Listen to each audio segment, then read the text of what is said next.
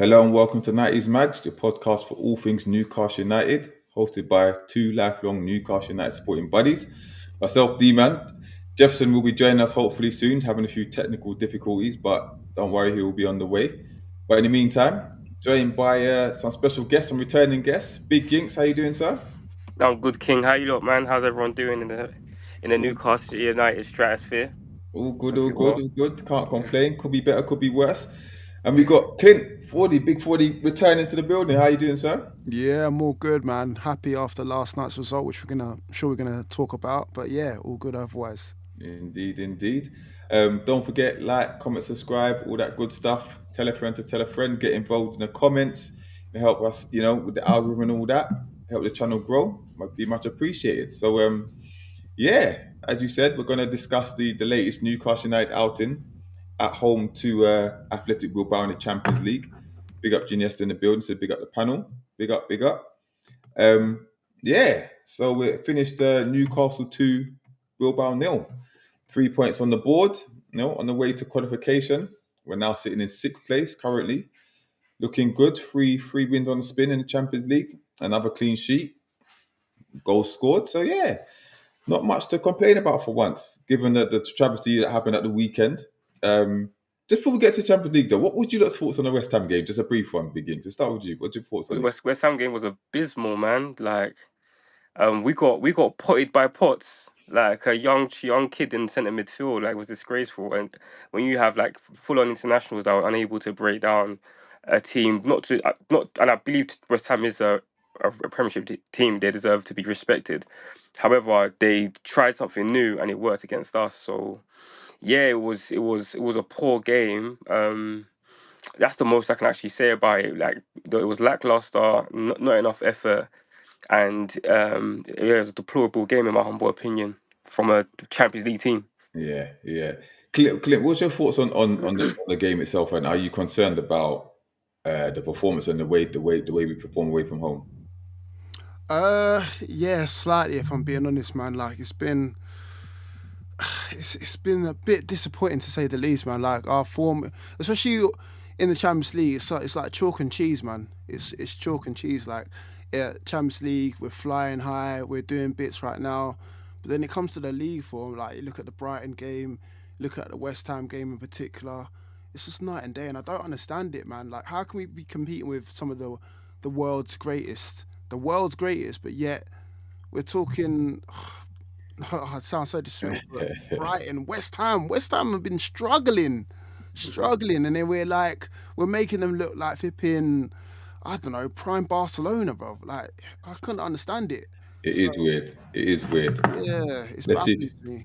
Let's see if Jefferson. Just nah, bro. We still can't hear you, mate. Still can't hear you. Can't hear you. Nope. Can anyone else hear him? No, maybe try look through your phone. Okay. Cool. Cool. Cool. Right. Jefferson's gonna. He's gonna try a thing. But anyway. But yeah. Listen. But if you listen to some of the pundits, though, it's like the Premier League. Everyone in the Premier League would probably qualify in the next round of the Champions League. They're saying that Champions League, the caliber is quite weak, unless you're one of the big Bullshit. teams. Which I think is nonsense. Yeah, they're trying to discredit it. But listen, you know the arrogance that they have towards the Premier League as well. These British pundits, it is what it is. But anyway, we're going to talk about the Champions League. Like I said, we got off with another 3 points on the board, 2-0 against Bilbao. Clint, what would your a quick summary of the game? What are your thoughts on it, quickly? In the Champions League game, Yeah, the Bilbao game. yeah, look, it was good. I don't want to sound like a negative Nancy all the time, but it was good. We put two past them, but really and truly, we should have put them to the sword. If I'm being totally honest, man, like they were not up to standard, man. I'll be honest with you, they're not up to standards. It was a good win. It was a nice little morale boost, especially after the weekend. But really and truly, we should have just like taught them a lesson. Do you know what I mean? Like the chances that we had, the opportunities that we had, especially after the last game, we really, really should have put them to. So I'm happy for the win. Don't get me wrong. Some of the performances were decent as well. Like I'm liking this Chow and Botman partnership is growing on me forevermore. The wingers looked a little bit better, although Gordon, we can discuss that a little bit later. But really and truly, the only thing I was slightly is that we didn't smack past them at least. Two kind of flatters them. Okay. First of all, Jefferson, are you loud and clear now?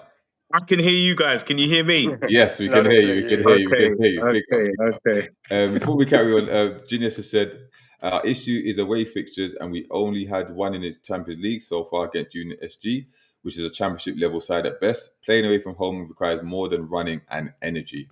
Indeed. Big up Kim Cameron in the building. Big up. All right, Jefferson. Quick summary of the game. What are your thoughts on the game itself?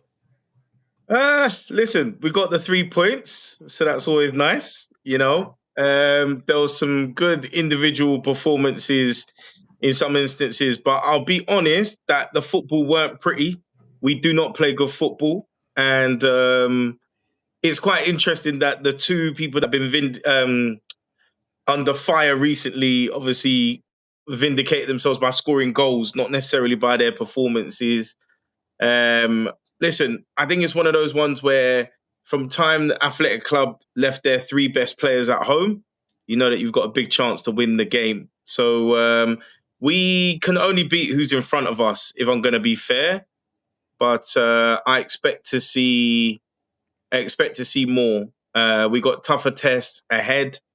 But listen, very professional, 2-0, a bit broken and bitty in parts, but Athletic Club were basically toothless in certain ways, in my opinion. However, yeah, there were some good cameos and good performances, which I'm sure we'll cover later on. Oh, hold on. Wait a minute. I've got a question for you. What did you think of the first goal? Who scored the first goal?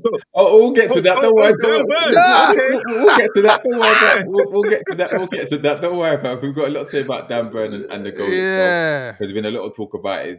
We'll get to it. But yeah, like I said, it was a professional performance. I don't think we learned anything from it because it's a game that I think every Newcastle fan expected to win, given the fact that they had injuries to their best players. Yes, we had injuries as well, but they had key injuries. It seemed that whenever there's a big game like this, the Williams brothers seem to miss it all the time. I don't know what it is. That's true. But listen, like I said, we can only beat what we're up against. Decent performance.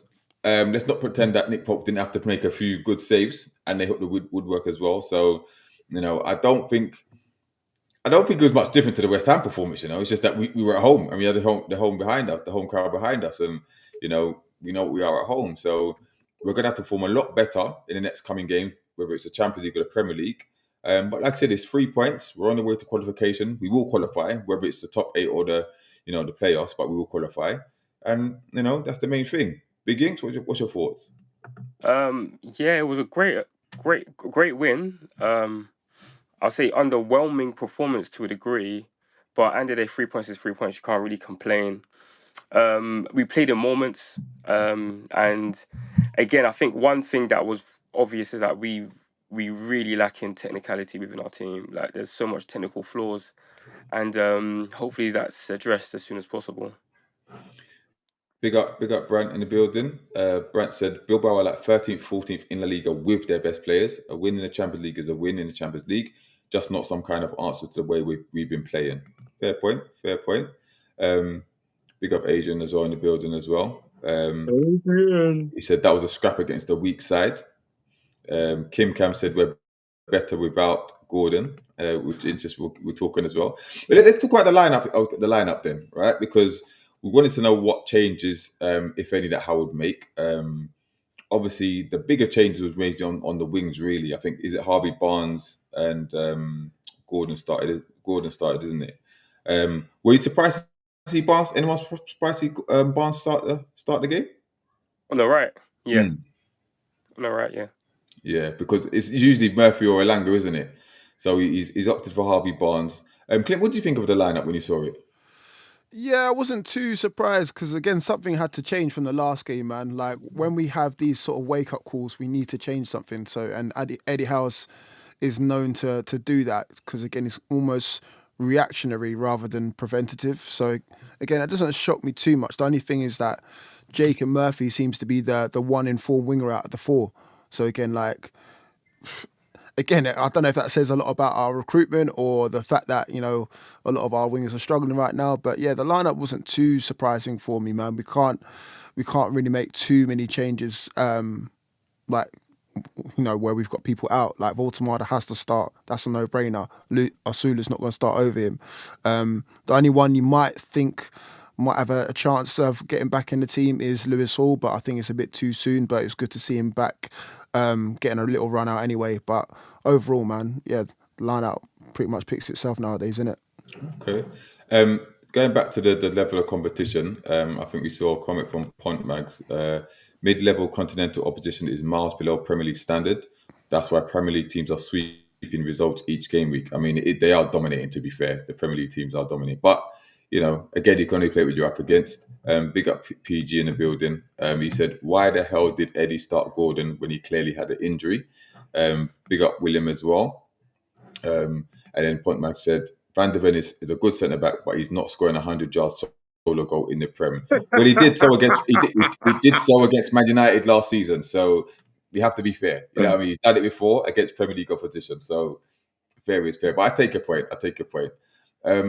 But yeah, to the game itself now, obviously, I'd say we were the better side in the first half, although we didn't create too many chances. But I think the first one came to Joe Linton, the disallowed goal. Slightly, just marginally offside. Good goal. It's similar to the goal I think he scored against Spurs, isn't it? When Shah played it, when we battered them, Shah played that crossfield ball over to him, but this time it was Malik Chow. Did you guys think it was offside straight away, or was it once you saw the replay you thought, oh, okay, fair decision? Big Ings. Did they throw the lines? I didn't see the lines. I thought possibly it was onside. I don't think they've done it. I didn't do. There was not enough due diligence to confirm that it was actually offside, in my humble opinion. I thought When it they was showed offside. it, I was like, that looks onside. Maybe it could have been his hand, but that looks onside to me. Did it? But because they didn't do the lines, I was like, did it make sense? Yeah, Jefferson. Yeah, very weird they didn't trigger the semi-automated offside, to be honest with you. And when you looked at the reverse angle where it showed from the front end, it looked like from the middle player slightly played him onside, but from the side on view, he looked offside. So it was just really weird, but I don't think it was conclusive. Yeah. What were your thoughts, Clint? Did you think it was a good goal, a given goal when it happened? Nah, I kind of slightly thought it was offside, man, but it was the sign of things to come anyway, man. So that one didn't really bother me too much, bro.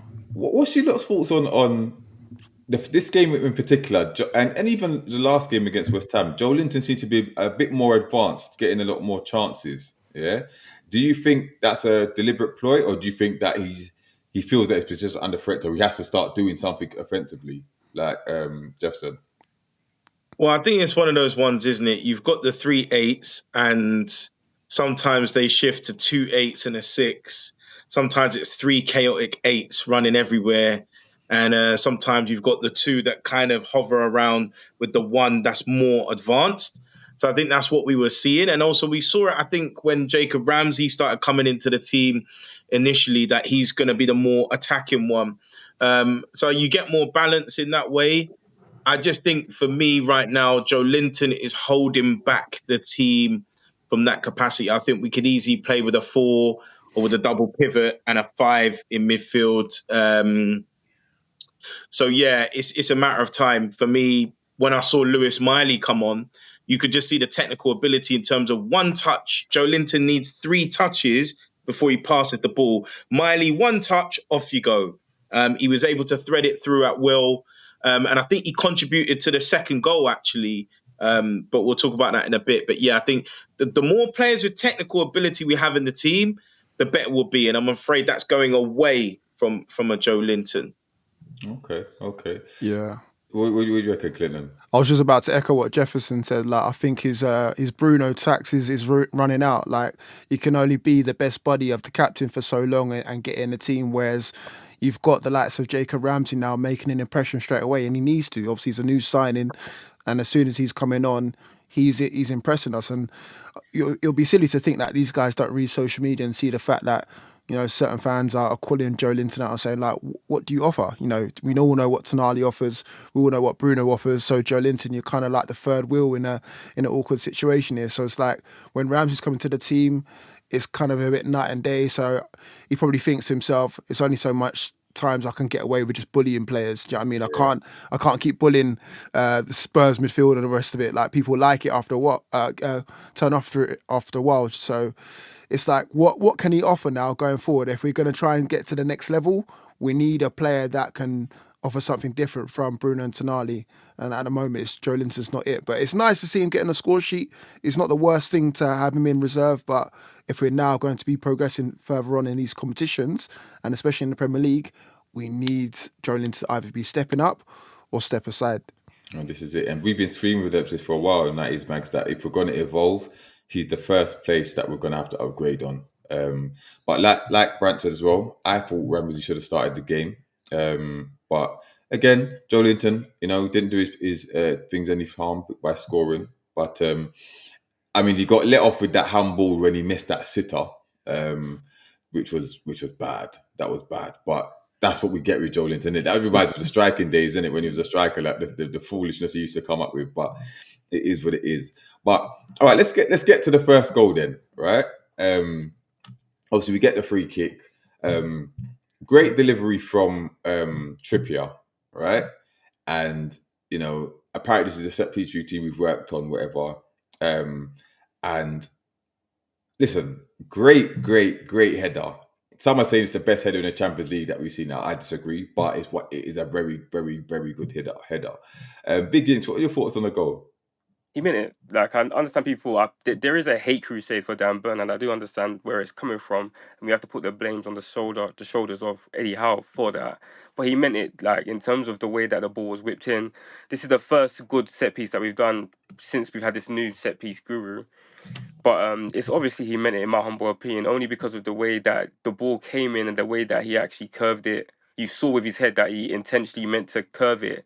Again, it's if but maybe would that in like 20 times out of 10, no, sorry, 9 times out of 10, that may not go in.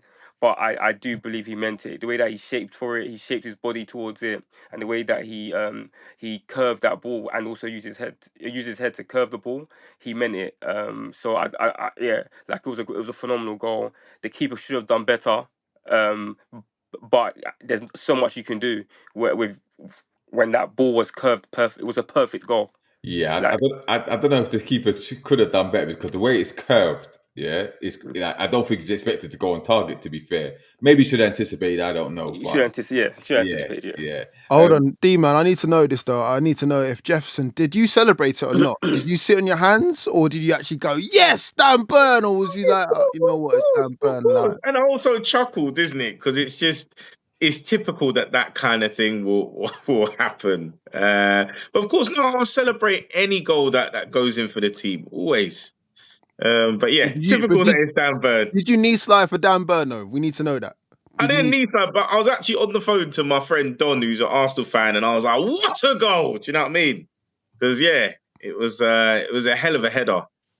Oh, did I not read somewhere that Dan Burn admitted that he didn't mean it? Like, maybe I'm making it up, but I thought he said he didn't mean it or something like I that. initially thought he meant to head it across, because if you look closely, there's two runners coming in at the back post. So that's what I thought he meant to do. And it seems like a regular routine that we do. Either it'll be a Dan Burn header across goal or a knockdown. So for him to kind of go for it, I'm like 70-30 giving him favour that he meant to do it. Okay. PG said the assist was filthy. Big up Kante in the building. Big up yourself, Kante. Brant said he shaped his body and head in a way to cross away across the box, basically back across the box, which is interesting. I understand that perspective, but if you were to like pull it, like take it, put it into context within itself, that's the only way he could, in order to score that type of goal, the only way he can shape it is as if he's going to shape it to header it across the goal. But if he uses this part of his head to curve it, then there's no you're just going to curve the ball, especially the way the ball was shaped in. So if he uses the top part of his head, obviously he's going to go straight. But if he clips it with like the side of his head, it's going to curve it. So that's why I'm like, there's no way, like he must have meant it, or If he didn't mean it, then what a lucky goal. But because he like, if you looked at the aerodynamics, I'm not a professional at it, but again, if you curve the ball here, it's gonna curve that way. So I see what you're saying. that's why he must have meant it. Yeah. Son. Yeah. Iniesta said, fair play to Dan Burn, lovely goal and did quite well yesterday, but it's Lewis Hall. William said, I celebrated the goal, but I'm not calling for him starting long term because of it. Interesting. Yeah. And a couple of comments about this. It was a deliberate play, lovely screening by Joe Linton and Chow for the Dan Burn goal. PG said, I'm starting to think that Big Dan Burn meant to head it back across because with no disrespect to him, but his finesse isn't his forte. That's what I said. Big up Connor, because I'm sure that's what he said. Burn said after the match he didn't mean it. So I knew it. Oh, okay. I knew it ain't crazy. But listen, it's 1-0 anyway. Great goal. But I don't know about you guys, but I thought after going 1-0 up, created the chance that we created before that, I thought we'd kick on and put them to the sword. And to be fair, it was anything but, because they started creating a couple chances. Nick Pope, at first I thought it was a save by the near post with his feet, but it actually hit the post. And then they've hit the woodwork. When you saw that shot, did you think it was going in? Anyone think it was going in? No. That whistled, that absolutely ping.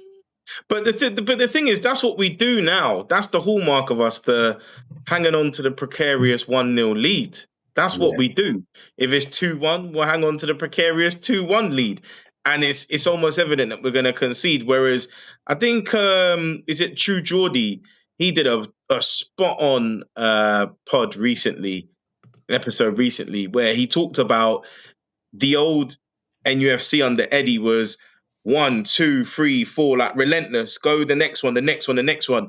We don't have that level of intensity. We kind of score and then we kind of kick back and be a bit more conservative, which Yeah. I don't know where that's come I from. was going to ask Clinton, like, do you think there's a deliberate shift in the style of play that because we've got the 2 games a week, for foreseeable future, we can't be doing this gung-ho 100 miles an hour, intense for 90 minutes, whatever. Do you think there's a deliberate ploy to try and slow it down and try to control games a little bit more? Or do you think it's just something just not working?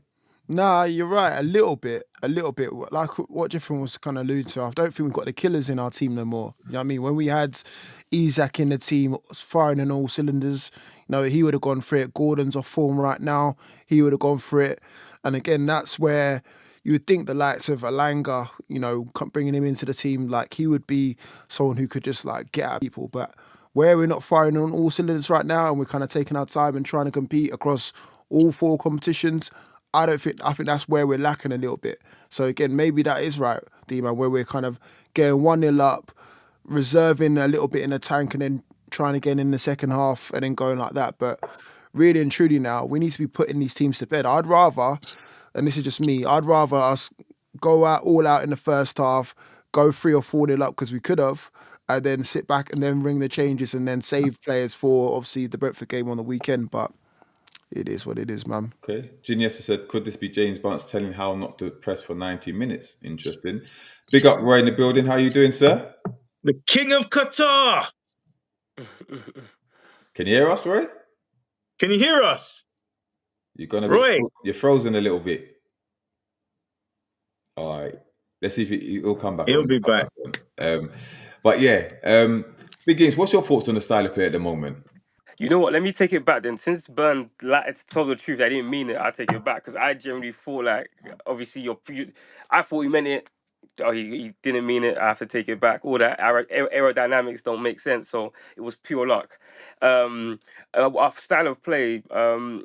I personally believe that we're not adapting to the fact that teams are willing to take a draw against us and they're willing to sit back and watch us play. And one thing that we can obviously see that we're not good at playing. Play, especially dealing with teams who their first focus is to defend first and attack later. And I believe that we bought players that are completely transitional, and because of that, we're not flourishing in attack. So we can't really put belt to ours against a multitude of different teams. We're finding it a lot more difficult to break down teams because we literally don't have the players that, to a degree, have the ability to do that. Okay. Will said, house style is unsustainable. That intensity cannot last a season. Interesting. Big up Mikey P in the building. All right, read out Connor's comment, man. That's violation, bruv. That is violation. People online comparing the language to Gabriel Overton. Oh, come on, man. Nah, come on, Connor. They're not going deep. that deep. It's not that time already. Surely not. Can't be overturned, you know. Kante asks for the panel, if Eddie Howe leaves tomorrow, who are your main targets to replace him? First of all, Roy, can you hear us? I can hear you now. Yes, that's better. That's better. It's Big good. It's up. good. Welcome. How you doing, mate? Good. Yourself? Yeah, not bad. Happy with the win, but the football was atrocious again. But you'll get the happy clappers and say, "No, we won." Are you just for the panel to the for the comments? Are you Eddie in or Eddie out? No, I'm still undecided. I think, I think my solution is he stays, and that's going to make a lot of people happy, and then just change the backroom staff. So change the system manager and stuff, and keep him there. Do the Fergie thing. Get somebody else to do the tactics. So he's run out of ideas completely. Like that. Okay. Kim Cam said, if you don't want to play intense football, you have to have good technical players, and we do not have that, and it's showing, which is true. And we're going to talk about that because there's a lot of talk about Tonali, his comments and stuff like that. But we'll get there. PG said, "Well, I agree. We won, but we're not good. Gave the ball away constantly." Big up Pob or POB. Eddie still doesn't rotate enough. Ramsey in particular should be starting more games as Joe Linton and Bruno's form has been generally poor. Yep. And Connor is 80% how out. Yeah. Big up, Yeah. Connor. Connor does not make Yeah. any secret of that. You don't play, Connor. What's up with it? Jefferson's army's growing by the day, man. What's happening? Yeah, man. Listen, I'm building my own cult, 40. I'm building my own cult. They're on it. I was Eddie out about 3 times last season, and I changed my mind and in and out. Well, I think if he doesn't, he's probably going to lose the next 2 games, and if he does, then I think he will beat Eddie out. Okay. You're predicting us to lose to Brentford and I know. I actually, we'll get to Brentford because boy, I predicted 1-1. That's actually good the way we're playing. But listen, Eddie Howe. What's going on? 120% there. Jefferson's army is out in force. I'm telling you, bro. I'm telling you. This is mental. But yeah, listen. I thought I was toxic, man. Dark side. We're strong with the dark side. Did Eddie make changes before? Obviously, he did, didn't it? With the Gordon went off in the first half, isn't it? Yeah. With the injury. Yeah. And then is it Murphy that came on to replace him? Was it Murphy that come on? Yeah, Murphy came. Okay. But obviously we get obviously halftime 1-0 up, whatever. The second half starts and we get the second goal not too far into the second half. Good work from Harvey Barnes on the left hand side.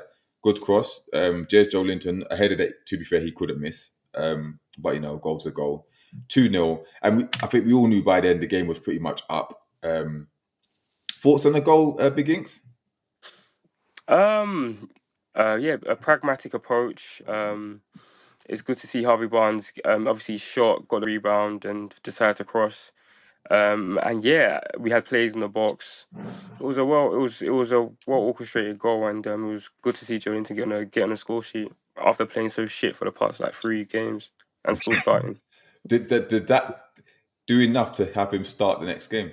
He doesn't deserve to start the next game because essentially the problem is that left side is I don't want to say uninspiring, but it's been an issue and a thorn to our side for a very long time. And it seems as if the manager just keeps on putting faith in them. And there needs to be a shock to the team, essentially. And the sacrificial lambs needed, in my humble opinion, had to be Joe Linton and Gordon. But he kept on playing them, so... Yeah, the goal doesn't mean nothing to me because he's been playing quite poor. And especially his matchups, he's losing all of them. So against West Ham, I presume his matchup was probably Potts. Let me know if I'm wrong. He lost that matchup. Baleba destroyed him against Brighton. Even against Fulham, he didn't play well. And he still played the whole game. So there's obviously issues with him and he's a thorn to our side at this moment of time because he can't play well against. He can play well if he's playing with his face to the goal, but his face back towards the goal. He's not the greatest of players. He wants to take 2 touches. He's not very confident in actually finding a better pass, and he loses the ball way too much. Right. What's your thoughts on Joe Linton as a whole? Do you think, because we've just been discussing that we feel that that's a position we need to upgrade on if we're going to evolve. What's your thoughts on him? I honestly think he's a rhino. Really, he's got his first touch is atrocious for someone who used to be a number 9. Shocking. He works hard. He loves the team. I can't fault his efforts, but he hasn't got quality really. And I think Ramsey should start in his place, like 100%. But Eddie loves him, and we still he hasn't played. Yeah, I'm trying to think when was the last time he had a good month. He's got odd games and stuff and odd moments, but he's not there. There's against West Ham that shot that the keeper saved that was going wide anyway. Oh yeah. And I thought, oh my God. And he's gone like this. Are you doing this because the keeper saved your ball that was going wide? Or is it because your shot was shit? I don't know. But Yeah, I think the goal that he scored the goal yesterday that was offside, which I thought that was the best move he's done in months. But he was only about a few inches offside. Yeah. But, yeah. So, Clinton, do you think, obviously we know what we need to upgrade on him, right? But do you think the fact that Eddie Howe is very loyal to his players, and the fact that the Geordie crowd seem to love him because he gives that passion, he plays for the badge, do you think it's going to be a long time before we see him replaced, like long term in the side? Yeah, judging by what we've got going on right now, I think there'll be a few players out the door before him, and that's not due to us not trying to get him out the door. It's due to the fact that obviously what broke today in terms of the whole Toon Army situation. So I think he probably might be out the door before Joe Linton, but where we can try and work around it is, like you said, we brought in Jacob Ramsey for £40 million. We need to try and see if we can accommodate him into the team and, hopefully not lose too much. Because don't get me wrong, Joe Linton has his qualities, he is like the bouncer of the team, if you like. He is the enforcer, that's the word. But obviously we need a bit more than that. We don't need someone who's just gonna kind of rough people up. We need someone who can actually play ball as well, especially if you're trying to, break forward and break into like the top 6 once again. So yeah, to answer the question, I think it'll be a while before we get rid of him, because like we said, we can't spend freely, can we? So I think we might have to hold on to him for a little bit longer before we can upgrade him. But like I said, we might be losing one of his midfield partners before that. So which is a shame. Genius has said Joe Linton will be 30 next summer and only have 2 years left on his deal. Footmag said, I still shudder when I hear 40 million for Jacob Ramsey. But listen, add another four, brother. As a robbery. Here's a question for you, Jefferson. Pop says possibly an unpopular opinion, but I think Bruno's legs are going. What do you think about that? If his legs are going, it's Eddie's fault, because he makes the midfield three do way too much running. And there's no denying that. Everybody knows that. Anyone that plays football knows that 3 in midfield means you got to have legs. So we're taking the years out of the boy. Do you know what I mean? But I think he came out with that comment to say he felt he had a 10 kg weight on his back or something like that. So he's been unwell. I'm not making excuses for him. But I think to get the best out of Bruno, to be honest, to get the best out of our midfield, Bruno either has to be the 10 or he has to be on the right-hand channel. So I personally think you play a diamond. You have Tonali as the 6 because he is the Pirlo-esque playmaker from deep, right? So he can sweep, and with time on the ball, he can pick out passes. You have Ramsey to the left because he's got speed and he's left-sided. He can get up and down. He's got more mobility and passing ability than Joe Linton, more dynamism. On the right channel, you put Bruno, because if you notice, a lot of the successful through balls he plays comes from that right-hand channel. And then at the 10, at the apex, because I would still play 2 up front. I would play Voltemada and Visser. I would have Miley as the 10. I really think, if you looked yesterday, I saw 3 really key passages of play where Miley literally done a half turn, 1 touch, off you go, through ball. or he spreaded it wide that led to that chance where Murphy crossed it in, and then I think Voltamada sort of missed it. And it's gone to Langa. Yeah. Sorry, Elanga. Sorry, missed it at the back post. It just shows if you've got more technical players in the side, and then also in terms of that dynamism as well. Lewis Hall, if you notice, comes into the midfield. He doesn't just overlap, so he gives more dimension. So even if Ramsey was to push up, when Hall is in off the ball, he can fill in that position. So I just think Eddie has to look at the chess pieces and think we can't rely on a team of athletes. Maybe to play devil's advocate, when Hall is fully up to speed, then we see the likes of Ramsey starting as well. You might see a different style of play, like you say, more dynamic and stuff like that. But again, we don't know. But at the moment, we know that it's not working. But listen, we got the second goal. We were basically home dry right by then. Yes, Pope had to make a couple good saves as well. But like I said, we had the opportunity, good move, and then Murphy squared it. I think Voltamada kind of got in Langa's way, but Alanga, missed it at the far post, missed it up at the far post and stuff. But I want to talk on Voltamada, because what's your thoughts on his recent performances, Roy? Because he's coming under a bit of scrutiny now.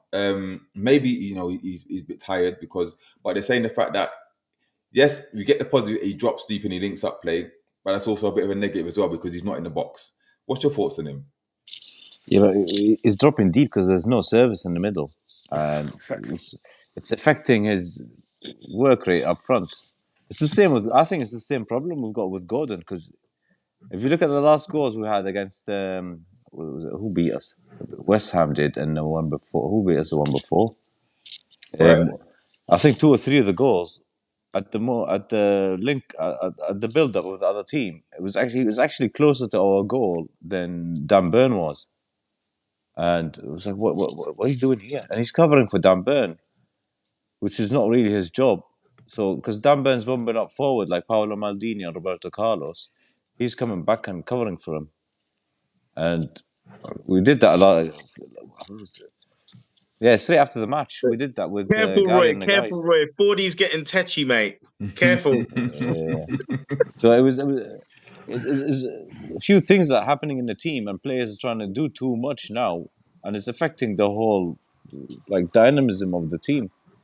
Instead of this lad playing as a number 10 and number 9 and being serviced, he's doing all this link up and coming to the middle because the 3 in the middle, well, 2 of them are useless, and nothing's happening. Joe Linton is affecting the team because if we had Ramsey, you probably see a bit less of Voltamada dropping back to the middle. And it was the Spurs game, wasn't it, when he played? Yeah. It was Ramsey, Willock, and Tonali. And that midfield in that game with those 3 was better than the ones we used with Bruno and Joe Linton. Interesting. Clinton, what's your thoughts on it? Yeah, as I was going to say, because he's probably used obviously playing one role, but again in these sort of games he's trying to play 2. Like he's probably been asked by Eddie to be the number 9. You are the lead striker, but someone said he's naturally a number 10, so he's kind of like having to drop deep. When you're getting, I don't know if you guys play Sunday League, but when you get frustrated that you're not seeing enough of the ball up top, and you're like, I'm going to have to drop back a few yards just to pick up the pieces, and then I still got to make it into the box to get on the end of it. So by the time you've done literally 2 positions, you're out of breath. Like you're out. That's what reasons why he's getting hooked. Do you know what I mean? He got hooked in the is it the West Ham game? He got hooked early in the West Ham game, and then hooked in this one as well. So it's like he needs someone who can get the ball from, let's say, Tonali's position further up the pitch to him, where he's in the area, inside the area. That's his bread and butter, where he's going to be scoring the goals. Otherwise, if he's going to be playing the 10-dog role, we need Whistler up top or Sula up top. It's one or the other. He can't do 2. Well, it's interesting because Pop said, will Whistler and Voltamada playing the same side? Possibly Voltamada as a cam or a deep line forward. Big Inks, what's your thoughts? Do you think Voltamada, what's your thoughts on his performance, and do you think it changes completely? Do you think Eddie Howe does play with Visser and Voltamada eventually with Visser up running? I can't speak upon what Eddie Howe will say, but I do feel like we're being harsh on Voltamada, if I have to be honest. Because if you watch, I think first and foremost, I think the Fulham game, if we had to put it and if we had to put a micro glass on it, whatever, the referees are not fair to him. Like, if you watch the way that defenders quote unquote rough him up, I think to a degree it's a UFC match. Like, I'm surprised the guy ain't got a broken back after a game, because the force that defenders play against him is grotesquely unfair. When he gets the ball, a defender is on his back, and if he was, let's say, 5'10", it'd be a free kick immediately. But because he's 6'6", I feel like they don't enable him to play his game. Like, I understand you can be rough, but you can't go through his back to get the ball. And it seems as if because of how tall he is, referees are just allowing it. So I don't want to like. That's what I've noticed.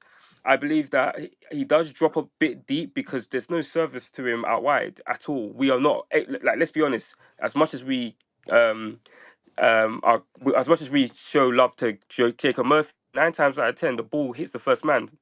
Gordon barely crosses the ball into the box. And Harvey Barnes also is another one that doesn't really cross in the ball. And let's say Elanga doesn't cross at all. Like his crosses ain't the greatest. So he's barely got any service. So I think it's a bit unfair to say that, to blame him, because how many one-on-one chances has he got? Like, none. Because again, teams drop deep against us because they're willing to take the draw. It's playing against Newcastle and getting a draw is a good game. And if we get a goal by going doing a counter, then they've won, because we can't break down teams. So essentially it's about what is the manager telling them to be able to actually bring the best out of him, because if they can unlock that, then we will flourish. But currently we don't have the players to do that. Okay. Man, can I add something to what Yinks is saying? I think ultimately with Voltemada, it's not, he's a different kind of forward anyway. But if you're dropping deep, what that means is essentially you're imploring your two wingers to push beyond. Because he effectively becomes the playmaker, they become the two forwards.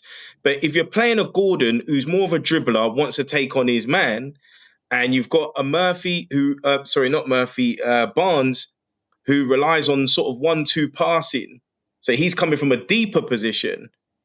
It's not going to work. Whereas with Isak, because he had pace, he would stretch the defense behind, which also created gaps. Yeah. Right? So that's the problem. You need a pacey striker in behind, or the wingers need to push beyond.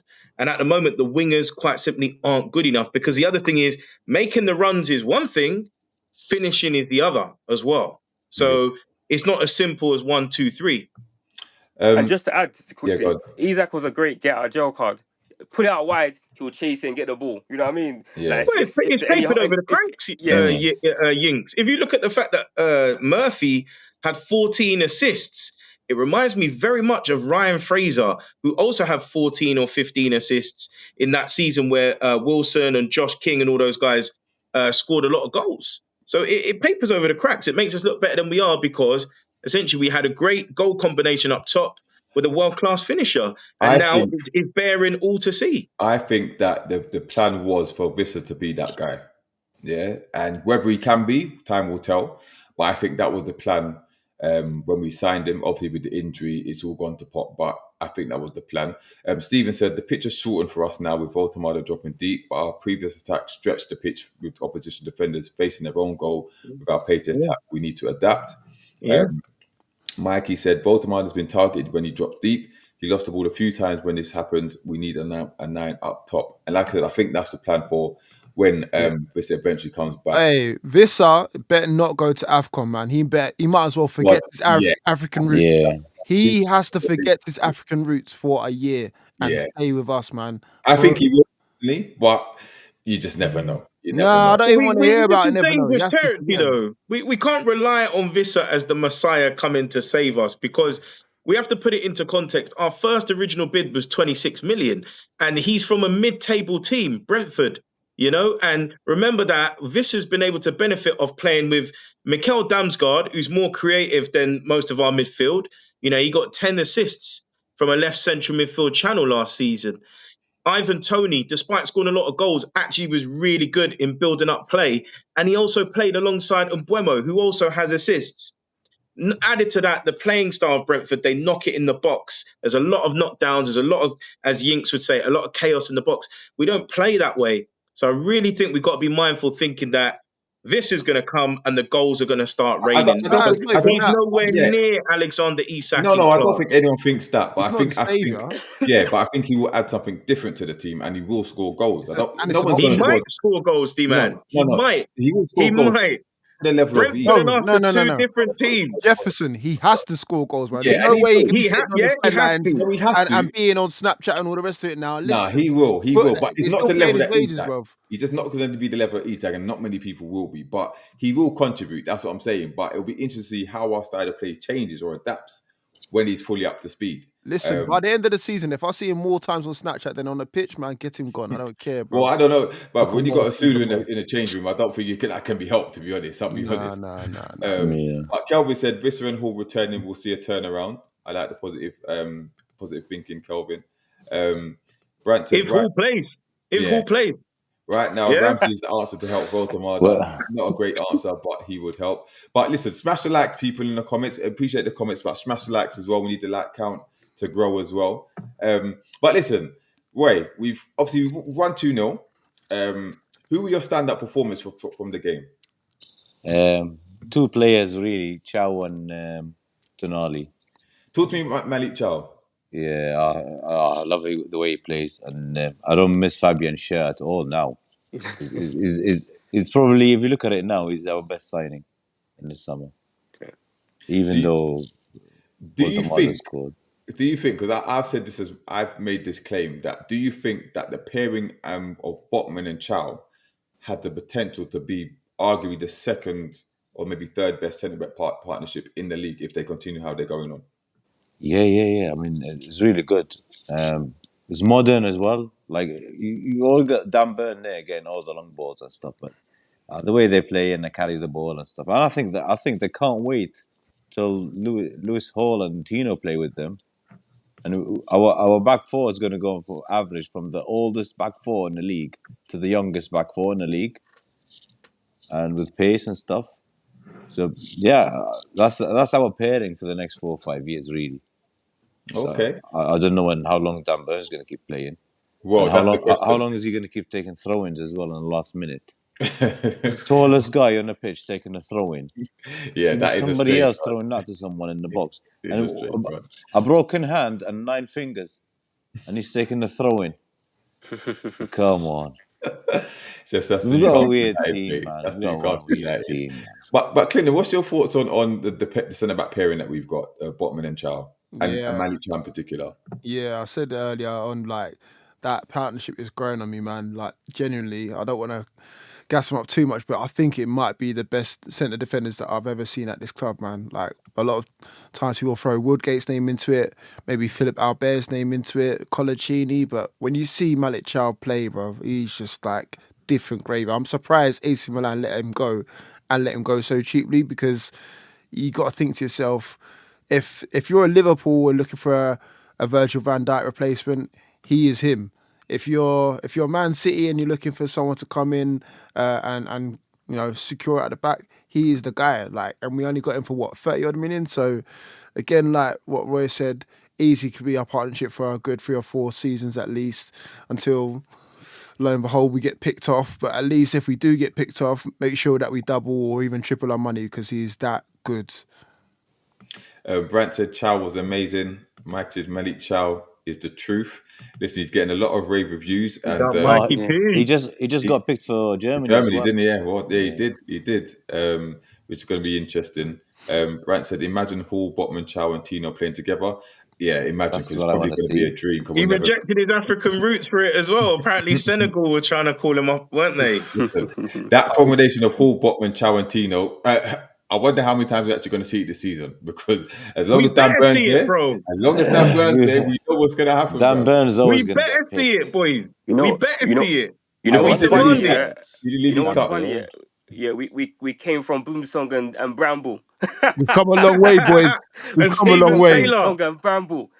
You know which game I want to see us do that? PSG away should be the game for that one. Yeah, that's not a bad shout, to be fair. Yeah, especially if we already kind of guaranteed the playoffs or something. Yeah, and just have a go. Just to put there, like, imagine Ramsdale, Hall, Tino, Botman, and Chow. Imagine like what the passing at the back will be if all four of them were playing. Even let's say Trippier bro, for Yates, what's his face Yates, With Ramsdale Yates. in the goal, Add, yeah. add with Ramsdale and Tonali, goal. add Tonali in front and Voltemade in front of him, and you got a good spine. So Exactly. they Yeah. just need the support around them instead of these athletes that run up and down. Give Yeah. them effing people that can pass the ball and Ball. Yeah. retain the ball. But the Yeah. issue is people that want to persist with Eddie, that ain't gonna happen because that's not his type of player. He doesn't know how to coach them and he doesn't like it. So if we're gonna progress, he has to go. Right, we're It's not as gonna. simple as that. We are not getting into that Yeah. conversation today. Please, Jefferson True is please. that though. guy. But No, He has to go, I, blood. I know, He I has know, to I go. know, I know, I Look know, at I what know. Scott's saying. But, People are saying it in the yeah, chat, bro. but big up Yeah? Scott. Big up People Scott. come here Wait, because wait, we're the wait, wait. alternative, innit? We ain't no happy clapping shit. Yeah?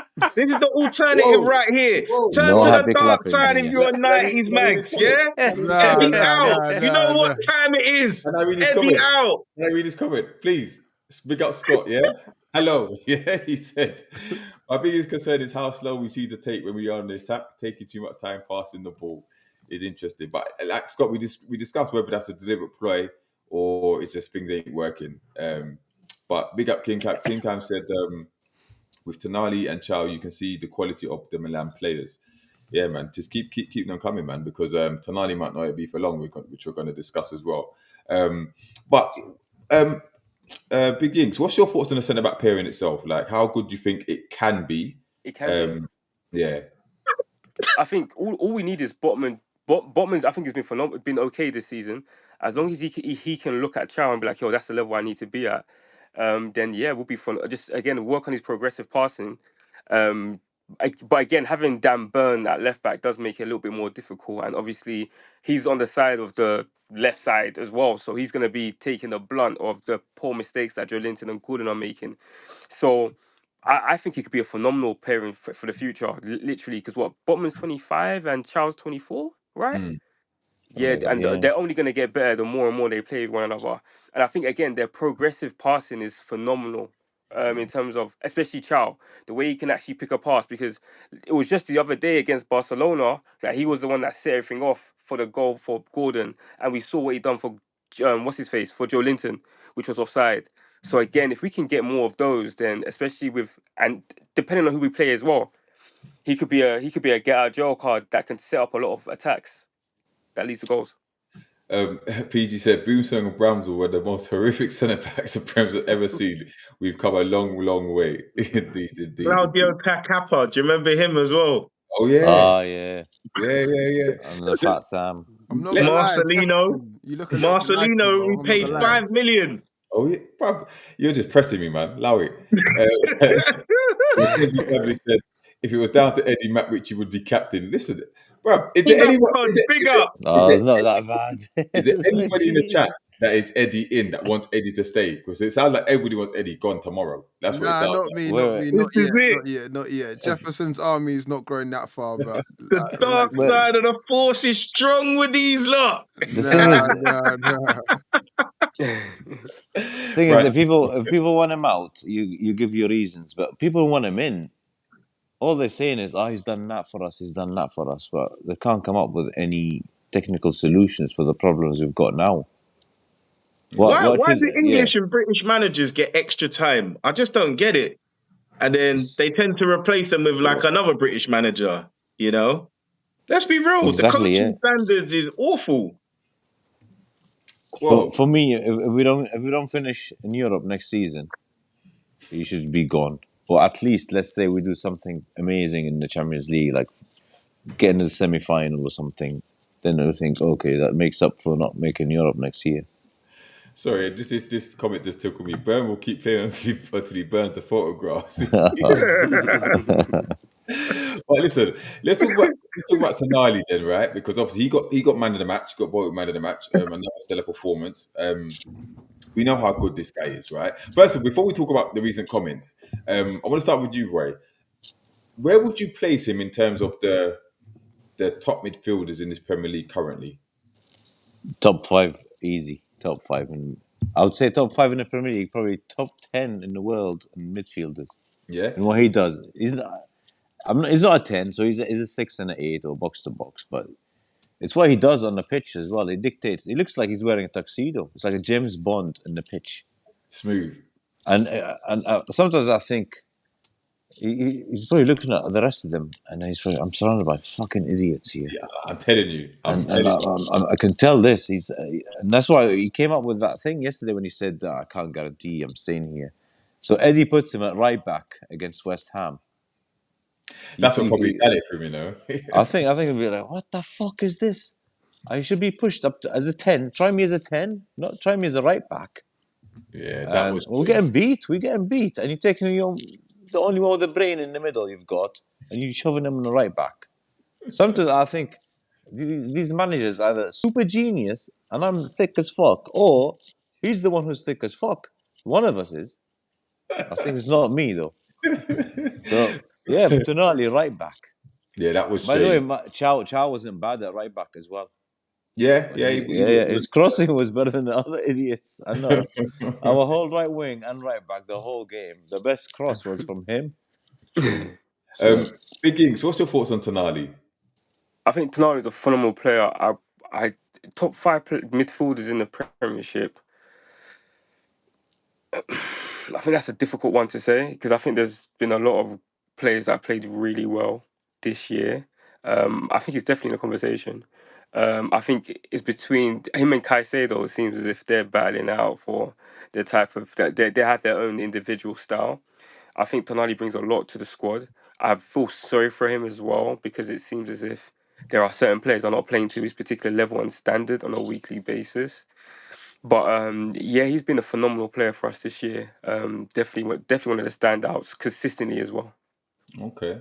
And Cleaner, how long do you think we've got with this guy? That is the question. I actually think we might have to the end of this season. I agree. I End agree. of this season, and it's very dependent on A, what we offer him financially, B, if we finish in the Champions League again for next season. That's the only thing that might be able to keep him. And I feel like we was kind of near that with Bruno, hence the reason why we gave him the captaincy. But again, with Tonali, I think it's very dependent on those two things. Even when we do offer him more money, I still think there's going to be a clause in there that kind of protects both of us. So again, I don't know what the number would be. I'm assuming it would be as close to 100 million as possible because he deserves it. A player of that stature and the teams that he would go on to would be top tiers sides. It wouldn't be someone that's in and around us. It would be a Real Madrid. It might be. No, I don't even think it would be back home. Coming Barca. I don't think he's going back. PSG maybe as well. It would be those stature sort of teams. So again, we would want the 100 million plus numbers. So again, I don't mind it. I've already kind of braced myself for it. My thing is, we just need to make sure that we protect ourselves because we don't want to be left in another ease-out situation where we're leaving it to like the last day of said transfer window to replace him. Whether we get Elliot Anderson back, whether we get Adam Wharton in, or if we go overseas and look for another bit of talent. But again, it's just all about protecting Newcastle because obviously we're all here as fans of Newcastle. Yes, we love Tonali, but we need to make sure that the club can carry on forward and keep prospering. Genius has said Tonali was Longstar's backup this time last year. Unbelievable. Listen, we were screaming about it on this podcast last year. But First 14 games. yeah. What I will say is, though, I said last season as well, I said that Tonali's got that tunnel vision similar to Isak, right? He sees himself playing at the top for the top clubs, right? Now, I take it back to the interview that he did towards the end of last season, and every other sentence was Champions League, Champions League, Champions League. So if we don't get Champions League, he's 100% gone. But I believe, regardless, I think he's going to go anyway because I think he'll feel that he's given enough time. Obviously, I think we got an extra year out of him because of the ban. But I think that he thinks he served his loyalty to the club now. He's not going to kick up a fuss like Isak, but I think clubs will come in for him and they'll give us an offer that we can't refuse. If he continues on this trajectory, I don't see him. And like you said, where he's playing with players of lesser ability around him. He likes to pass the ball. He likes players that can... technically gifted, you can spot a pass, spot a run and stuff like that. He's playing with the likes of Alanga and Murphy, no disrespect, and even Gordon, who's not cutting it. Like, I think Bruno's the only one that can kind of almost get to his level, but it's not that. He should be playing in a world-class team, and we're not that. So I don't think we're going to hold him for too much longer. And just to add, D-man, he left the AC when he left AC Milan. I think they just won the league, and he was their captain. And he was forced to come to Newcastle because they were in they had financial issues. Yeah, So essentially, he wasn't his preference to actually come to Newcastle. Obviously, he had the ban, and obviously he paid back his dues to the club. But we shouldn't have an expectation that, oh my gosh, this guy he's not. Bruno loves Newcastle and he yeah. wants to play. It seems like he wants to stay there He till the retires. last day of Yeah, his career. We can't have that expectation on Tonali, we should all fans should always have that expectation whereby your players are gonna come and go, and and don't hold them to a standard that's not feasible, like we did to Isak, or like some people did to Isak yeah. anyway. Because Agreed. at the end of the day, like if they want to go, let them go, get the best fee for And them, and move forward. it's like Malik Chow, because people saying, obviously they're saying how good he's, and if we can hold on to him and Botman for the next few years, like we can have the one. They're not staying for years. They're not. They see them playing for the better club, the bigger club. Like I'll be surprised in 2 years that they're both here. If I'm honest, I think they'll both be gone. But Pontmac said Tonali plays further up for Italy. Not sure how much he'll enjoy putting out fires for the rest of the season, and that's it. And also, I think Pontman said something about if the Italian teams had money, he'd go home in a heartbeat, and I agree with that. Yeah, he'll be There back was in the talk Milan. to Juventus, wasn't there? And then they had to deny that. But the issue with Juventus is, or any of the Italian clubs, they can't afford the salary or the transfer fees. So the issue will be is when he gets to 2 years left and eventually 1 year left, we may be forced to sell. Because I think the position we're in now is the ESAP money will be a bit of a buffer. Without Champions League revenue or sponsorships, we are slave to PSR. So it may be a situation where, kind of like my man, who was the guy that was here before, the old CEO, Darren Eales. Ashworth Daniels. or no. He talked about that we would have to essentially sell a big player once a season, and I kind of agree with that at this moment. But no one's going to like my response. But the key to Tonali staying is a new manager coming in terms of, I'm talking about an elite manager. If we got a Mancini, for example, who's his countryman, he's more likely to stay, because we're talking about Mancini, someone that's won the Premier League, that's won the Euros. You're getting custom winners here, and with that means you've got more pool, which then means you can sign more world-class players and players of his ilk. If he gets help around him, he sees that ambition of the club is growing. And I really feel there's this despondentness of averageness and stagnation because of where we are at the moment. That starts with when we get the elite manager in. I think that could be a big catalyst to some of these big players remaining, because let's face it, we've seen the transfer debacle this summer. Not only do they have no pool, but they can't manage things well. And I'm worried about the director of football in terms of Eddie being involved with his selection. If he signs these South American players that he was signing for Forest, with his selection. Well, bit of an echo there. Have you got feedback now? No, it's all good. Good. I was saying, if he signs the players he was signing for Forest, your Murillos, your Milenkovic's, Danilo, who's the other guy? Murillo. Yeah, Murillo and that. If he signs those kind of players, that's different, because you're adding to the depth of the squad, but the quality. Maybe now you've got Ross Wilson. Maybe Ross Wilson could change that. You never know. The fact of the matter is, D-man, and no one can deny this, Eddie's MO is Premier League proven, and he wants athletes. So that's not going to make the likes of Tonali and Thiaw and these players stay. And I think people have to wake up to this now. They have to wake up. Do you think there's a chance of Ross Wilson changing that? Obviously, coming from Forest, the way he to those players, do you think he can make it? I hope so, D-man. But when you hear that Eddie's part of the recruitment process, you're just thinking, what is going on here? Because this doesn't happen at other clubs.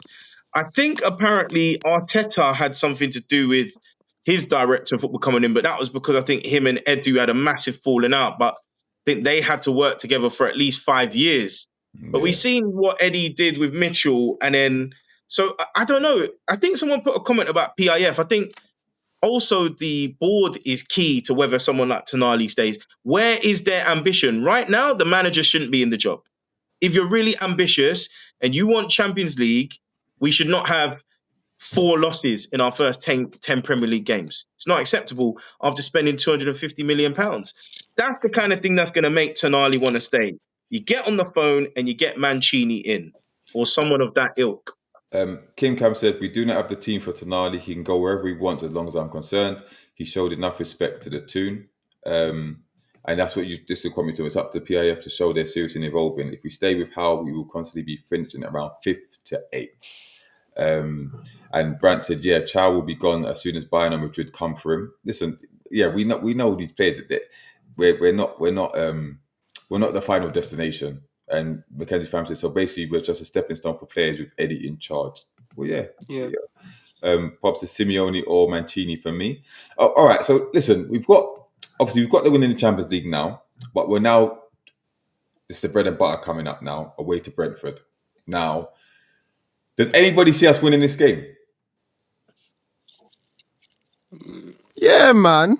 God, Jefferson, stop flipping deluding everyone, man. I will say, I hope we do. I will say, It's not me. our It's you. record- It's our you, record- your army, man. I will say our record against Brentford is very good. I think last team was the only time they've beaten us. So since they've been back in the Prem. So we've got a good record against them. But something about this just screams another humbling defeat. Like, why are you so positive that we're going to win? Because we have to, bro. Eddie's job is on the line. Listen, I believe he's probably getting it from all avenues. Like you said, these guys, these Saudi guys ain't just wanting to put up with a Carabao Cup and that's it and a decent flipping Champions League run. No, they understand as well that we need to be in the Champions League. So again, wins against the likes of Brentford, really and truly now. Brentford have been asset stripped and now are they performing better than us? So yes, we are going to turn up against these guys, man. And yes, he's going to have to go back into his coaching manual, think of a plan B, and not just make it all gung-ho football, and make sure that we get out the dub from this one, because it's no way we can keep going to the capital and keep getting turned up and turned over, man. So, yes, I'm being positive on this one, man. I'm not being part of Jefferson's army. We are going to win against Brentford, and then Jefferson is going to have a big fat smile on his face, and then he's going to be flipping Dan Burn in. That's what is going to happen. All right? Okay. Well, Pope says no, we're not going to win. Mackenzie Pham said we're not going to win. Brandt said not in this current form, no chance. What gives any confidence in the Prem away? We lost 4-2 against them last year.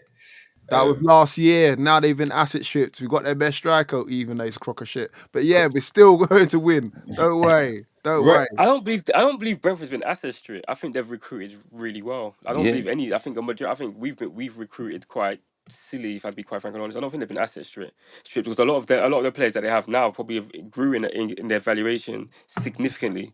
What, you don't think Mbuemo leaving, Vissa leaving, Norga leaving is asset stripped? They still beat Man United. They're still beating Man doing United. That's not the that's They beat not the- Liverpool. They beat Liverpool. doing quite well. Yeah. They beat Liverpool. They gave City a run for the money. They drew with Chelsea. You know, they And people forget Aaron Hickey was injured for them. They spent like 25 million on him from Bologna. They've got Rico Henry. He's come back from injury. When he was fully fit, he was one of the best fullbacks in the league. They got Mikel Damsgaard. Jensen is quite handy. And also they got Kevin Schade up top, who's quite raw, but he looks talented. And then obviously that Igor Jesus looks all right as well. This is the most compliments I've actually heard on this actual stream, and you're talking about Brentford, not us. You must support them. Yeah, that's the state of us right now, bro. Listen, real talk. We lost 3-1 to 19th in the league. 3-1. That's humbling. Our only victories came against Wolves, who were what, 20th? Or Wolves 20th? Bottom. Fulham, Bottom, who were 17th at one point until they won their last game. Forest. And who was the other one? Forest. Bottom So three. we got nothing to shout about. Do you see what I'm saying? I would be upbeat if there was. And the other thing for me is, another reason I want a new manager is we don't play good football. If we knocks the ball about, D-Man, I said this in the last week. If Eddie was like, scrap this, I'm going to promote some youth players. I'm going to tweak the formation. I'm not going to play my favorites. I'm going to give people a go. If we lost games, yeah, it's frustrating, but I'd be like, you know what? I'll get behind the manager because he's giving it a go. He's trying something different. But it's the rinse and repeat and stubbornness that is frustrating, where I'm just like, I'm done. Yeah. Roy, what's your thoughts on the Brentford game? I don't think we'll win the way we play as well, unless something miraculous happen. And I'm optimistic, so I think we'll be 1-1 somehow. But We don't defend well anyway as well. We defend with numbers, so you see players putting their bodies on the line and stuff. But even though against Fulham we had 4 or 5 centre backs at one point, and going forwards useless as well and lethargic. They look knackered. Some players are disinterested. We don't create much. As another one, we I think we had 63% ball possession, but the XG is like 0.03 or something like that. Yeah, the first half it So was. yeah, so it's like, what do we do with the ball? Just pass it backwards and stuff. So we've got rid of long stuff, and we've got like 6, 7 long stuffs in the team now.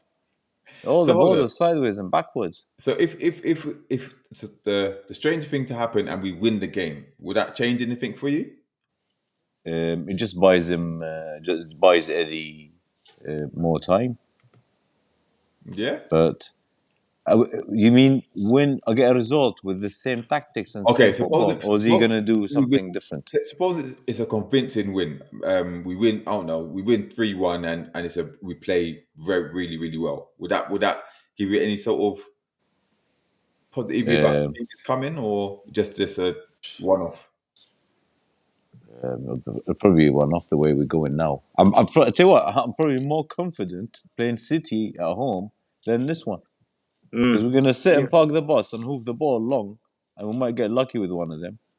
But when you play these teams that are on our level, we can't do anything. That's what's happened all season. Big I, game. I just want to add. You know what our best game was? If you think of it now, our best game was against Liverpool with 10 men. That was our best game all season. True. The rest of them, absolute rubbish, man. Big gigs. What's your thoughts? Yeah, as I think styles make fights first and foremost. And essentially, one thing I've realized about Eddie Howe is that he doesn't compete against other managers. He doesn't seem to formulate a team to actually press or to compete against another manager, whereby he identifies weakness, he tries to exploit aspects of teams that are not the greatest. Instead, again, we've all said it, and it's funny how the fans can see it first, the favoritism aspect of the game within itself, whereby he plays his favorites and he rinse and repeats regularly, and we're not seeing any dynamic or proactive stances until we're 1-0 down. You know what I mean? And that's when it's like, yep, okay, cool. Let me throw the cavalry in. So that's where my problem with Eddie Howe is, and we're seeing it regularly. We see it regularly, and we also saw it in a way that they made their signings this season, whereby we fixated on Premiership proven, and it seems as if the Premiership proven players haven't been the greatest for us at this moment of time. So that's where my biggest fears pertain to Brentford is that, again, what Keith Andrews will probably do is that it was formally, because again, when we lose games, it's funny, we're probably one of the teams that any game that we lose, we have the most possession regularly. Like, and nobody ever speaks upon this, but because people have found us out. And you know, the person that's done that built this system to beat us was Sean Dyche when he was manager of Everton. They sat back and they hit us on a counter. And ever since that has happened, literally they found our kryptonite. And again, all teams will formulate this again against West Ham.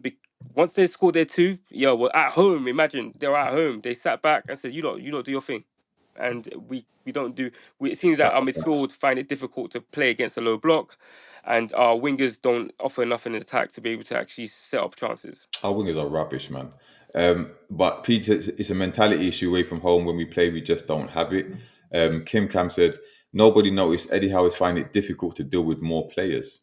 Interesting. Interesting. We've been screaming for... man.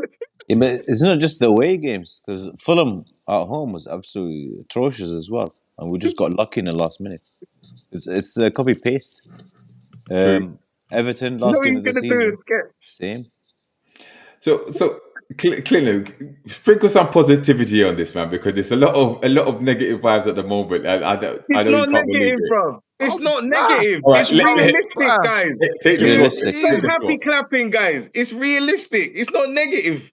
Yeah? Okay, an opposing opinion. Clinton, bring I something. don't know what to It's say. just saying it. It's got to be true. Anti-Castle United pod, or what's going on? Like, I thought we were all fans. I hear it like we're not playing the best, but it's not all doom and gloom. It's not like Steve Bruce Ball. Steve Bruce Ball, I can understand. We're playing in Did you Champions beat League. yesterday? You Brother, didn't we mean won. to pass the ball. We You won didn't mean to pass yesterday. the ball. We won yesterday. Yeah, to like we But lost again. It's like it's Kingston, not we, Steve we Bruce. we spent 250 million. I hear it, but guys, Bro, we're it's not bottom of the disgusting. league. On top If of you the 500 million, if so you guys have been 700 supporting longer plus. than a season, you'd realize that we've been through worse, bro. I know I don't like to. For me, I don't even like to go down that road sometimes, but sometimes this is going beyond the joke. I'm like, what? What am I seeing here? Like, it's I'm not not great. Eddie out But yet though. Roy, you might as well be joining Jefferson, bro. You Yeah, might but be his I'm cousin. Where's close though. the I'm close. standards? Welcome to my Where world, Kenny. are the Welcome to my world. standards? Jeez. Welcome to my world. But I'm I'm like, what's close though. going I'm on? close. What's going on? It's not flipping that bad. Like I've seen Steve Bruce. I've seen flipping. Who else have seen? I've seen Steve McLaren. Jesus. Oh, that was So, bad. Clinton, do you think That was the there's an worst one. argument to say that Eddie's taken us as far as he can go? Soon-ish, but not to the point where. And again, What are you waiting for? What are we all waiting for? Tell me, guys. I don't think he should be tapped now. By the way, I just don't think he should. nah. Yeah, Why? not Why? now. Why? I've already gone through this, bro. I've already gone through it. I'm not going to get Why? to it again, bro. Yeah, but Why? I don't think now's. You owe it to the people in the chat. Why? No, but Tell them why. Why would you sack him? What right now? Now, like next game now? Yeah. Yeah. No. Yeah. Why would Tell you me do the that? encouraging signs. What are the encouraging signs that we're getting better? Tell me. That No. we're top 8 in Europe? Maybe that's an encouraging sign. No, Top eight no, in Europe. no. Come on. Who's that now? No, but Was that that now? team, No. Who do we that team beat? played yesterday. Honestly, that team Are we played top yesterday. 8 It's in like Europe or level. not? Yes or no? That's unfair, bro. We can't use that. Come No, on, no, man. no. Who do we Are beat? we top 8 in Europe? Stop trying to deflect from the Club Rouge drew with Oh, Barcelona man. 3-3 and we lost. Come on, Yeah. The let's facts are contextualize it the and be facts. fair. Are we? Stop trying to No, you deflect from can't it. do that. But we I'm can. not Eddie Howe. I'm not Eddie Howe out. I'm not Eddie Howe out. By the way, I Listen, believe that he deserves a no season. one wants to But you answer the can't do that question. though. D-man, Don't can you let ask a them question? pressure you, Yiggs. D-man, Don't can let you them ask a pressure question? you, bro. No, I can't do that. Hey, My loyalty and my Floyd morals won't allow me to Mayweather do and that. Mike Tyson, stop dodging the question, man. Listen, are we top 8 or not? Because for what I'm Yes, seeing, we are. We're top But what does 8 that okay. mean? in Europe. Yeah, That but means what that does we're that top. mean? Do you see the list of names that are No, above us, below us, contextualize bro? that to the season that we're currently going through now, and that we spent 250 million on a team that finished 5th. I hear it, but at the same time, we're not. It's not doom and gloom. You have to like. He needs to go right now. No, we I don't. never No, Need to said no, he go needs no. to go right Hold on, right now. now. hold on, I hold never on, said hold this, on. but Jefferson yeah, saying but this. Four he Premier needs to be League held to games. higher standards Wait a though. minute. Janessa made a good point. He said, I'm not Eddie Howe out yet. And the reason being is that we went on a crazy run from December to February last season and we won 10 in a row. That's why I'll let Howe get till the summer. Boom. Yeah, That's With a the good one. that's That's greatest a fine. good respect, one. because I Yes. respect Iniesta, yeah? I respect Iniesta, but we know that's not sustainable, and we also should not be expecting that from this team. They should be averaging 2 points a game. We can't be lose, draw, lose, and then win like 15 in a row. That's not normal, boys. Look how much energy that takes out the team, and then you crash and burn again. But listen, have we got Jefferson? Have we got the squad to be doing that? Yes, we look last season. Have we got the Now, squad? listen, let me Okay, dance. so Let me. whose fault is Whoa, that? Jefferson. Let him Whose finish, fault let is him finish, that? let him finish. Let him Jefferson, finish. relax, man. Right, last season, I'm sure was he saying the same thing that we're saying this season? No, because I again, was saying the same thing. we was in. Oh yeah, you've been saying it for time, though. Yeah, he was not on it. Yeah. But again, When last Longstaff season was playing. we were looking good because again we was in one less competition from what I believe. This season now, with the Champions League on top, we can't do it, but we haven't got the squad for it, big man. And again, yes, some of the transfers that we brought in, I'll be honest, they haven't been a bit shoddy. Okay, my question to you, Clint, but then. to Okay. get rid of him right now, What would it take? fuck, somehow. What would it take for you to say, all right, Eddie, thanks for the service, it's time to go? What would it take for you for that to happen? But at the end of the season, if we're not in Europe, like I said before, if we're not in Europe, then he's got to go. So do you think that Europe is the bog standard that we need to do to keep A, players like Tonali at the club, and B, to keep progressing. If we're not progressing, we're regressing. But do you think there's an argument to say that if we're, say, I don't know, 15, 20 games in and we're where we are now in the league, do you think that's a time for him to go then? If it's looking far beyond, then yeah, I hear what you're saying. But at the same time, we're not even at Christmas yet, bro. Like, come on, we got to be realistic about things. Where do you think we'll finish? Think we finish? I think we could finish 6th potentially. Finish 6th. That still keeps us in Europe. So that might keep him around. But again, will that be enough for PIF? I don't know. Ideally, I would love to be in the top 4, but that's very, very unrealistic right now. But again, why is it unrealistic though? That should be the question. With Why this is it squad, unrealistic? Because right now, Man United it pains me to say it, look more likely to achieve it than we do. And that's saying something. Eddie needs to be held accountable for his crimes. But He's they have had a bigger squad than us, 250 bro. million to spend. He lost us one of the best directors of football. Yeah. Bought in a load of dross. Yeah. Apart from the 2 players that Nixon signed, who are Voltamada and Tiao. Yeah. Where's Vissa at, bruv? What's Ilanga doing? Oh, come That's on. We're not going 110 to million blame million Vista, bro. wasted. We can't blame the Vista. 110 million. No. How can we Vista blame not- this on Eddie Yeah, Howe, Wista, bro? Wista. Yeah, Yeah, I Jefferson, can't you're blame playing. him. I can't. We Yeah, got Wista, injured on nah. international duty before the Exactly. season started, bro. That's not Eddie's What are you fault. 55 doing? million for a 29-year-old. No, but What that's we not Eddie's doing fault, bro. That's not Eddie's fault that he Madness. got injured, bro. That's not Eddie's fault that he got injured. That's We're not gonna- madness. We're not You going to can't pin that blame- on him. We're not gonna stuck pin with that these on him. players because Eddie has no pool. He's Right. an average manager, boys, who's All right. You're gonna blame overachieved. Eddie Howe Biggie. for everything now. You're gonna blame Let him me for ask fucking Biggie, world right? wars. You're gonna blame him for I'm everything. gonna Like, blame. I'm Wait, gonna wait, blame wait. PIF as well. I'm gonna Let me- blame PIF because they should have sacked him. They should have sacked him. Jefferson, let me ask Big Geeks now. Let him speak, right? If we was to lose, we've lost to West Ham, yeah? If we lose to Brentford and we lose to City, yeah? That's 3 in a row. Should he go? Pressure. I'm Bye-bye. not Eddie Howe. I'm not blindly Eddie Howe out. I think he's done more than enough to be able to stay to the end of the season. My only issue with him is his philosophy, and I think it's bullshit. I think because I'm going to judge him based upon the end of last season, whereby the Isaac situation and the Mitchell scenario was, for me, the fault of Eddie Howe. The recruitment, Eddie Howe has to take a complete accountability for that as well, because it was his nephew that was a part of it as well. We remember that we were held up on Sesko for how long? We held up on that Cisco deal for nearly 2 to 3 weeks. We were held hostage by Cisco, and nothing was, and then what that led to us forcing ourselves to get Walter Marder. So I'm judging him basically based upon the regime, and one of the issues that I have with him is the favoritism, the aspect that, okay, cool, we've seen Ramsdale in goal and we've seen Pope in goal. When we break it down, yes, Pope was an amazing shot stopper, but what player is going to advance the team? Most likely Ramsdale, but he hasn't given us the chance to see that. I haven't seen Ramsdale, Botman, and Chow playing together. I also believe that the Osula's development was kind of stagnated based upon Howe's approach. Last year, they fixated on playing Callum Wilson, who was injured, then rather than playing Osula, giving him a chance. Those are the small things I tend to look at and critique him on. And the Gordon scenario as well, which we can touch on later. And so, for me, the whole aspect pertaining to his favoritism is the reason to why I believe he should go. But I'm not Eddie Howe out at this moment of time. But I Listen. hate the I favoritism. like this comment, by I the way. want to jump on Yink. I want to jump on Yink to say. I like this comment, by the way. If it's a falling over in Africa, you can't blame Eddie for. That is pure Jefferson. Jesus. Let me ask you lot something. Yeah. So after not winning a single preseason game, okay, where have you seen the improvement since 22-23? Because that's the last time we played any kind of decent football. And in that time, yeah, we drew 4-4 with Luton, lost to Luton. We're getting smashed 3 and 4 almost every week, by the way, yeah, by some average teams. All right. We struggled to beat teams that are worse than us. Fulham did the double over us last season. We lost to Brentford 4-2 last season. I could go on. We lost to West Ham at home. Brother, Yeah.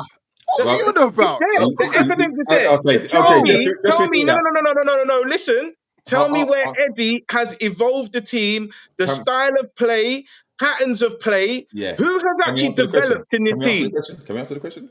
Who's developed? Can we answer the question? Who's developed Can in this we answer team? the question, bro? Because you No talked about all the negatives that we've had last season, which I agree with, but you're ignoring the fact that we went on a record run, beating some quality teams. We had to go on the run. Whoa. Beating quality teams convincingly. We also got to a League Cup final and we won it. Yeah, beating the champions of England. That's great, Yeah? but you're only as good as your no. last game. Yeah, but I'm That's saying- last season, bro. But you talked about all the things from last season. Yeah. But So- but what so- I'm trying to evidence is so- when I'm saying Eddie out, it's not because I don't like the guy. This has been historical over time. He's not improved the team. That's my point, bro. No one can answer it because he hasn't. No. If you talk about this season, yeah, but you're saying up until last season he hadn't improved the team. Bro, last season, you're talking about a run, yeah? It was Dubravka coming into the team, and that was because Pope was injured. Do I lie? If Pope wasn't injured, would Dubravka have come into the team, allowing the defense to feel more confident? He, after having the start of 15 games, 5 wins, 5 draws, 5 defeats, yeah? The players had to literally knock on his door to put Tonali in the team, bruv. I don't So dispute we that, bro. can't be saying like the No, but evidence is there. Like I don't see what else we need. You're not giving him any credit for the performance that we did last season. I'm saying he I'm deserves some credit. giving the likes of Jacob Murphy, who had the season of his life, Alexander Isak, because he knocked those chances away. But who's improved those players? Tonali, Who improved those players? Eddie hasn't improved anyone. What? Nah, I don't agree with that. End the stream, No, bro. wait. End the stream, Hold bro. on, What are you hold talking on, about? hold on a second, yeah? People talk about the Joe Linton thing. How long was it that he improved Joe Linton? About 3 years ago, bruv. People talk about Fabian Schär, yeah? Fine. Again, how long ago was that? Jacob Murphy was last year. People go, oh yeah, he Jacob improved Murphy was Lewis last year. Hall. Lewis Hall was already playing for Chelsea, Champions League football. That's why he cost us £30 million. No, you just said he hasn't improved anybody. You didn't say when. You said he hasn't improved anybody. Yes, but I'm talking about now. I know, but I'd already said before. Don't try to trip me up, because I'd already said before that he's not involved the team since 22-23. He didn't improve Jacob Murphy. Do you know what I mean? Jacob Murphy, 20. And Was it who 23 did we goals, have up front? Who did we have up front? He still had to assist him. He still had to You score put the ball in the box. And It's like Yakubu, innit? Feed the yak and he'll score. You put the ball in the box. 23 goals and assists. So he scored himself. And he's still putting in assisted. G&A. He's still putting in G&A this season. He's putting in G&A this season. Jeez. When Isak's not there. But D-Man, remember, you were asking for Elanga to start over him. No, I'm not saying. That's it. Yeah. No, It's but finished. no, it's not finished. No. You said he hasn't improved. You said Elanga should be starting. And I was wrong about that. But, bro, you're wrong about this. Are you not wrong about this? Jacob Murphy. You're wrong. Jefferson, I agree with you with a lot of things, but I don't agree with this. So what? You lost me with that one. You're wrong. Okay, I'll give him Murphy. Who else? No. Who else? You said So what? Lewis Because Hall. he's improved Jacob Murphy. Who else? It's better than Joe nobody. Linton. No. You said He's nobody. amazing. Joe Linton 4 years ago. It's still What's one Joe player. Linton He's saying right now? Nobody. What's Joe Linton saying right now and last season? What's Joe Linton saying? He's still improved it from a improved striker. him, bro. What's he saying now, innit? What's he saying now, innit? Listen, you said nobody, I'm giving you somebody. End of. You're wrong. Let's move on. Oh, is that it? One player? It's still What somebody. about Gordon? How's Gordon doing? You said How's nobody. Gordon Gordon doing? played this season 2 years ago. Said nobody. You're wrong. 2 years ago. Oh my days, guys. Nobody. Jacob Murphy is somebody. But anyway, let's move on. Right? See? Give me a Clutching at prediction. straws, lads. Give me a Clutching. prediction. Give me a prediction for the Brentford game. 2-1 to Brentford. Biggie He's a Brentford fan, man. Yeah. He's a Brentford. 2-1 to Newcastle. and Clint. I'm saying 3-1 to Newcastle, man. I'm actually a Newcastle fan. Thank you, Kante. Speaking facts, brother. That's one of your best friends, bro. That can't be backing you to the You know hill. what I mean? Let's be real, bro. Come on, keep it real, bro. That Junior said, It's a cult. It's a cult. smash the likes. Do what Junior says, smash the likes, fam. We like this kind of little back and forth now and again, fam. We like it. PG said 2-1 to Brentford. Kim Cat said, if you improved players, we would be world beaters. That's not necessarily true because you can improve players to a point, but they have a ceiling. Joe Linton has a ceiling, bro. Let's be honest. He's Murphy has reached a it. ceiling. Yeah. You know what I mean? But POB said 2-0 to Brentford. That can't take 5-0 to the Bees. How many brothers has Jefferson got, man? Or how many burning caps has he got, bro? If we get beat 5-0, he's going to have to go straight after the game. Connor says 1-1. Adrian says 2-2. It's going to be, listen, I don't think it's going to be a smashing. I don't think referee will smash us, but I just don't see us winning the game. I think the draw is the very best we can hope for. I just don't see it. Yeah, I put 1-1 for me as well. I think we probably lose 2-1. But If we get a draw, it's a good result. The way we're playing at the moment, I would take it. oh yeah, I take it. But That's where we're at right now. the fact we've got Man City soon after that is a bit worrying. But yeah, it's going to be interesting. It's going to be interesting. But listen, Hold on. If we win, I want Jefferson to say Eddie Howe's improved players. Team name him.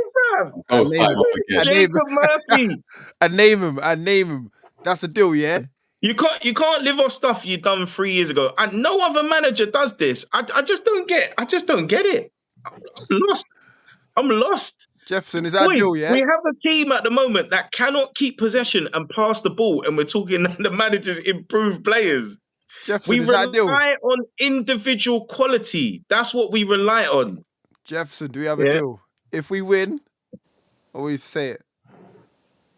If we win, it's denying the inevitable. That's all it's doing. Oh, gosh, Jefferson. And you know what? The day that he goes, I'll have a box of Kleenex for you boys. Don't worry. I've got another player who's improved though, Who? Who? Fabian Schär. Oh yeah. I think that's the most improved player we've had since where he was with Bruce, and then suddenly where he is now. And those 4 years, that's amazing what he's done. With Joe Linton, I think Joe Linton's one was a fluke because he was playing up front. Clark gets sent off. Suddenly he's playing in the middle, and then whoa! I discovered a midfielder, and it's, We'll see. we'll see what happens. But yeah, Murphy. How out? Listen, Jefferson, you've assembled one hell of an army. You know, you've I know the cult, Yeah, bro. but you guys can't ignore it. This is telling you that people have had enough now. Like they've had enough, man. How many It's been burners a you got? good ride. It's been a fun ride. You know, he took us to the promised land. He rescued us from Steve Bruce. Now it's time to move on. If you notice, all the other top clubs, they move on as well, you know. They move on as well. Man City's, your Chelsea's, whoever it is, they move on. You got to keep it moving. Think this should be his last season. I just think, given the sum to season, and I think he'll just. But D-Man, the problem is the risk is so high that if we underperform just by being loyal and sticking with him, I agree. Players might leave, and the stakes are just too high. It's like a sandcastle. Do you get me? It's like we get to the point where we're well adrift. 15, 20 games in. I think cut the losses in it, and he needs to go. If it gets that bad, I think right about now, I think he's still got enough time to turn it around. End of November, latest. Huh? End of November. Because no, seriously, 4D, yeah. The reason I say that is because it takes time to find a new manager. Then the new manager has to come in, assess the squad, and then decide who he wants and who he wants to let go. And then he's got to negotiate the window. So he needs time to be able to bring players in. Do you get me? If he comes in after the window, he's then got to work with what he's got. If you remember when Eddie came in after Bruce, he had a good couple of months to assess the squad and then obviously buy players in January, which improved us. So it has to be either by end of November, start of December, or unfortunately Eddie stays, or he gets sacked after. You're looking at February, March, and then we've sacrificed our season essentially. You know, it's going to be too late for someone to come in to have an impact. They're going to need maybe 25 games or so to actually have an impact to rescue our season. You know, we've seen it happen before. It is doable, but it's the biting point. When do you push the red button? If you wait too long, yes, it may be like, okay, we might as well stick with him, but then the season almost becomes a write-off.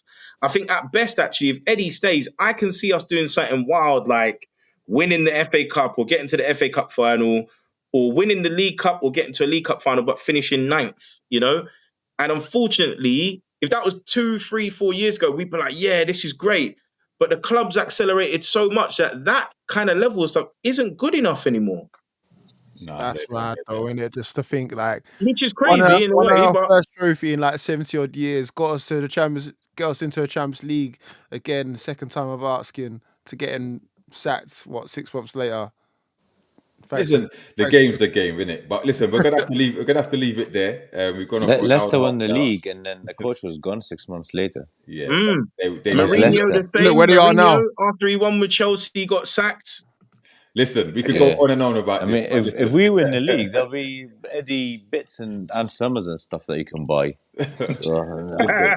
Yeah, Jefferson will be buying them all up, wouldn't he? Listen, we're gonna have to cut it there, man. We're gonna have to cut it there because we could go forever. But listen, thank you for everyone in the comments. Don't forget to like, put like on the way out, comment, subscribe, all that good stuff. Big Inks, thanks for joining. Thanks for having me. Yeah, Clint, thanks for coming on as well. Hope to see you a lot more regular on the show as well. And first time, Big Roy, thanks for coming on, man. Cheers, mate. Thanks. Yeah, man. Thank you, mate. Appreciate it. But listen, we're going to be back after the Brentford game to review that. But yeah, until next time, we're out. Peace. Hey. Merci beaucoup. Eddie.